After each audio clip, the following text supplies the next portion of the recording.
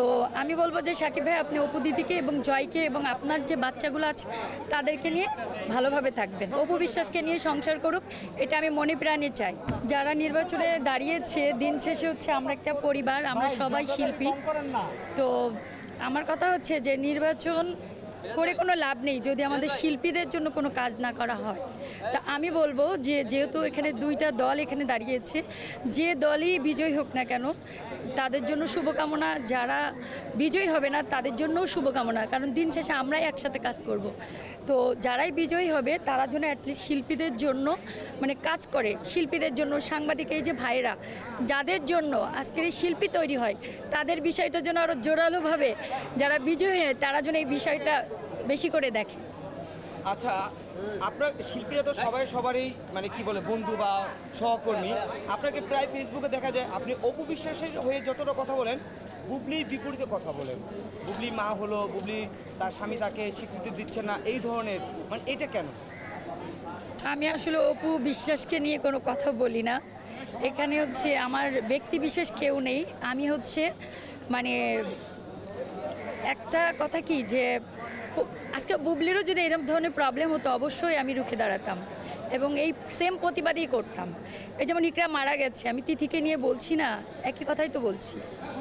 আর তাছাড়া আপনারা জানেন যে অপু বিশ্বাস বুবলির চাইতে ফিল্ম ইন্ডাস্ট্রিতে আগে এসেছে। তারপরে সাকিব ভাই আজকে বাংলাদেশের সুপারস্টার, তার সাথেও আমি মুভি করেছি। আমরা 1 মাস ছিলাম মালয়েশিয়াতে, হাত ছবিটা করেছিলাম শাফিউদ্দিন শাফির।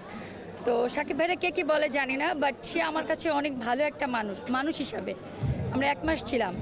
তো সবার জন্য শুভকামনা রইল। আর সাকিব ভাইকে আমি সেই কথাটা বলবো, এতগুলা ক্যামেরা, এতগুলা সাংবাদিক ভাইরা যে ভাইয়া এমন কোনো কথা বলবে না যেটা নোট করা থাকে। আপনি বলেছিলেন যে এই ভদ্র মহিলার কোনো অস্তিত্ব আমার জীবনে নাই, তাহলে আজকে বাচ্চাটা কিভাবে হলো? এতগুলা সাংবাদিকদের সামনে ভাইয়া কি জবাব দিবে?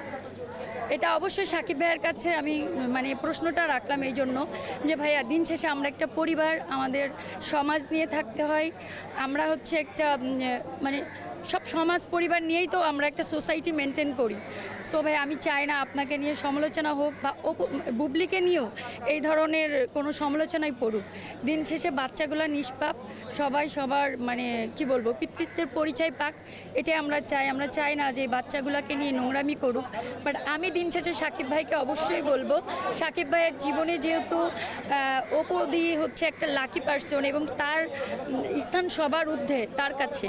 তো আমি বলবো যে সাকিব ভাই আপনি অপু দিদিকে এবং জয়কে এবং আপনার যে বাচ্চাগুলো আছে তাদেরকে নিয়ে ভালোভাবে থাকবেন। বাট অপু বিশ্বাসকে নিয়ে সংসার করুক, এটা আমি মনে প্রাণে চাই।